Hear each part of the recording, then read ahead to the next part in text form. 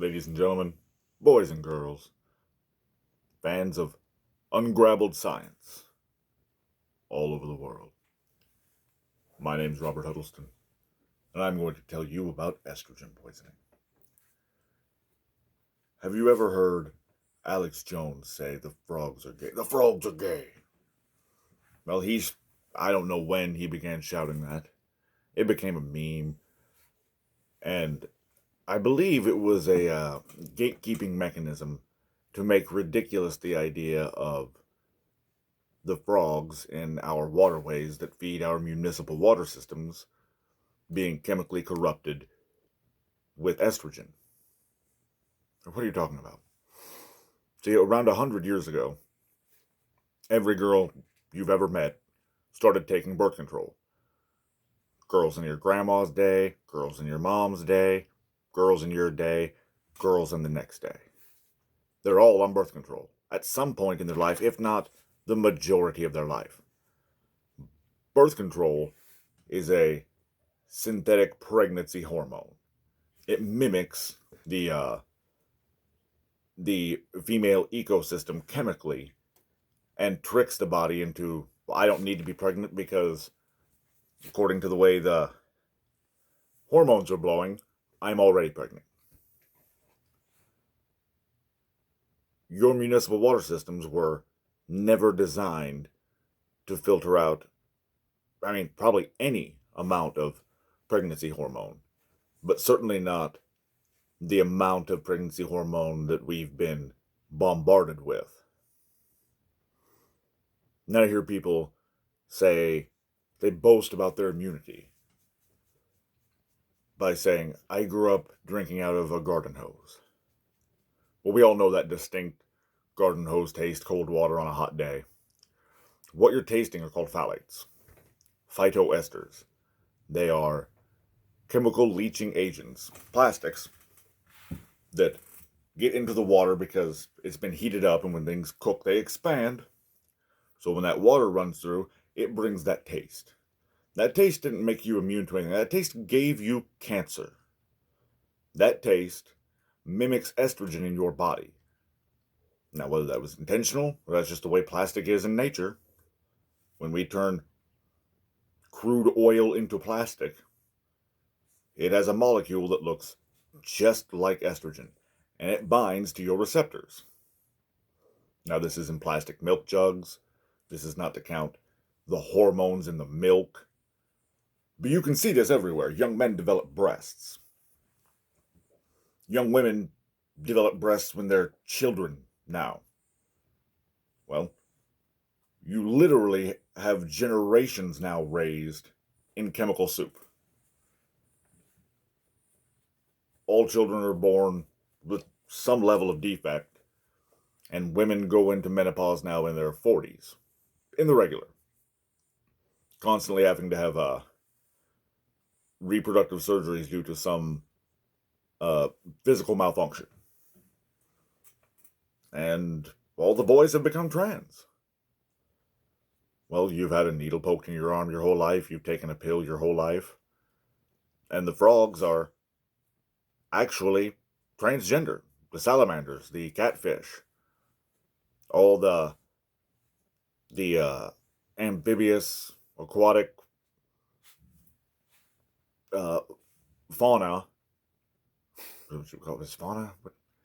All the creatures that live in the major water systems up and down the East Coast and into the Great Lakes are all starting to exhibit intersex, and not a few. This isn't a pitch for, oh, well, you can find gay and trans in nature. It's entire ecosystems. And when they test the water, it's estrogen soup. There's almost nothing in nature that mimics testosterone. That's not true. You can go find all kinds of things in nature that mimic testosterone. In the world you're exposed to, in the majority of the nature most Americans would get their hands on, and certainly everything from a store mimics estrogen in your body, when your body responds to it on a cellular level. Now, people can admit that they have an SSRI, malfunction, that their serotonin inhibitors are not correct and they need an SSRI. They can say, I was born with high blood pressure because I come from high blood pressure. I was born with any given ailment, and completely recognize the chemical nature, the lack of, the dependency related to that condition, hereditary or not. They'll likewise say you were born trans or born gay. But I know it was 2005, I read in the anti-estrogenic diet, at least 2005, that all the waterways are clogged with trans amphibians. And and this is a secret, like you can go Google any of this. I think the earliest article I could find published was 1993, talking about the vast ecosystem-wide change from dichotomous male and female to a broad intersex new species.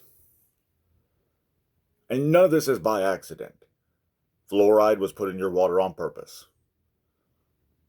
Your grandmother and your mother and your sister and your daughter, they were all given birth control on purpose to stifle the reproduction. You brush your teeth, you boil your noodles, you take baths in estrogen and in fluoride. And the food is void of nutrition. The Gerwin, God bless, ancient lady, her father was a naturopathic farmer. 20 years ago, I watched her do a documentary about how for 100 years before that, there's no nutrition left in the soil. That's why you have to constantly chemically fertilize the soil. Well, those chemicals get into your food. Your food's genetically modified, and then it's sprayed with genetic modifiers. And then it's overly processed just to get it to you. And then it's wrapped in plastic that's made of estrogen. And then you cook it in fluoride estrogen soup.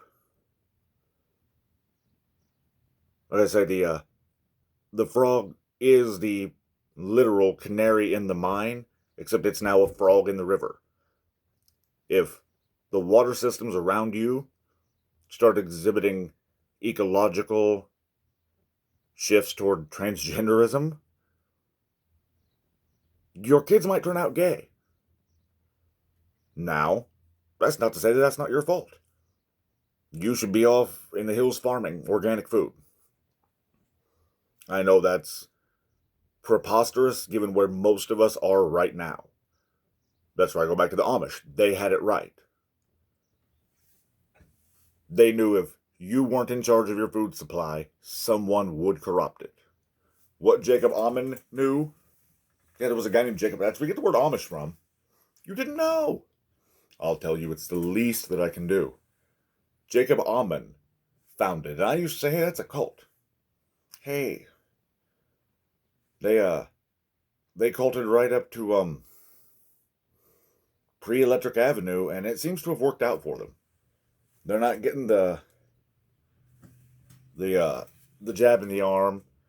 They're not all hooked on Prozac. They might eat a little too much white flour. I don't even know if they bromulate white flour. I don't know if they do bromulation.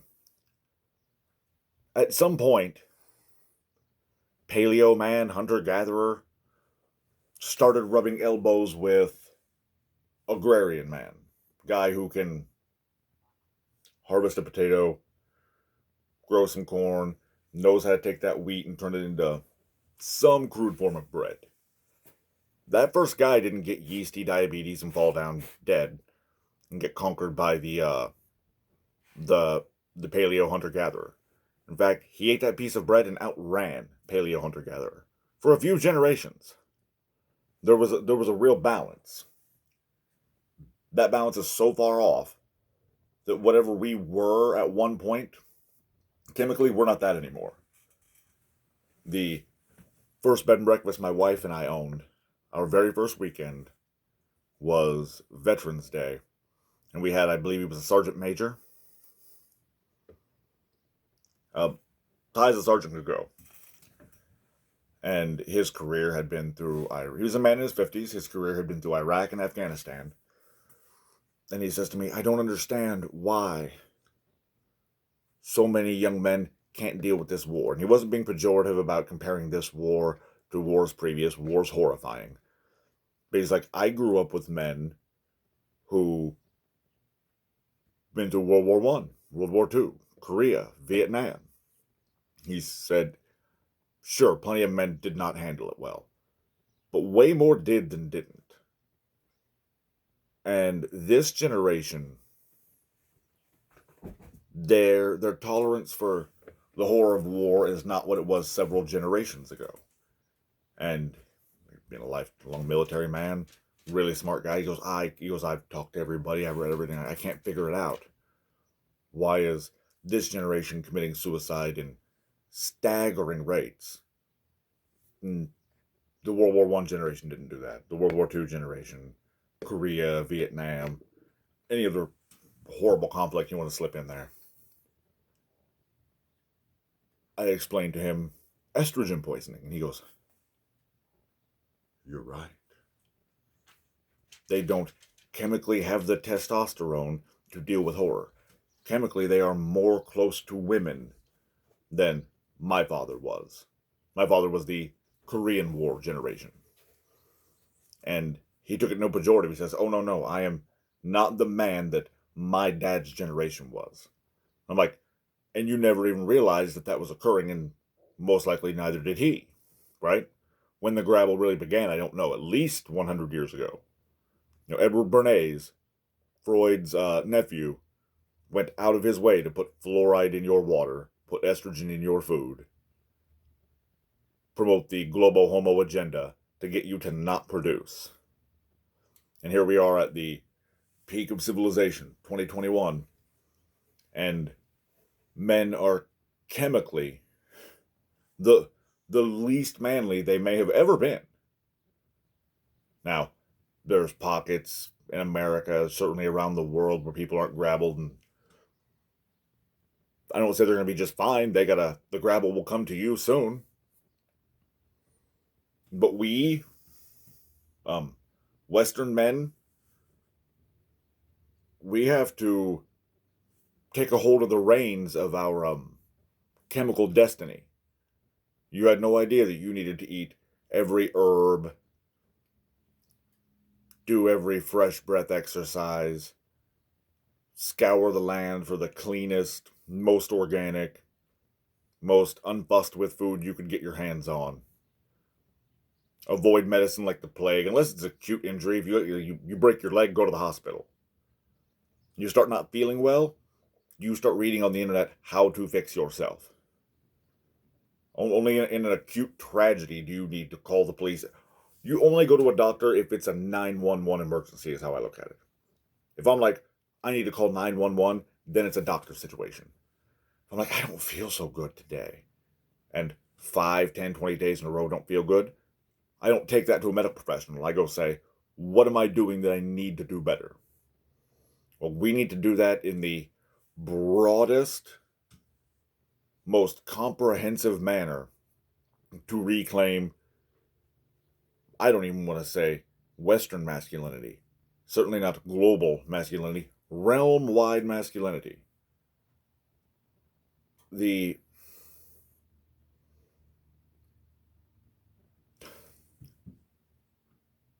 almost can't blame this generation for being as wild and pagan heathen as they are, because they were born in chemical soup. Like, they never stood a chance. They really didn't stand a chance. They never even knew it.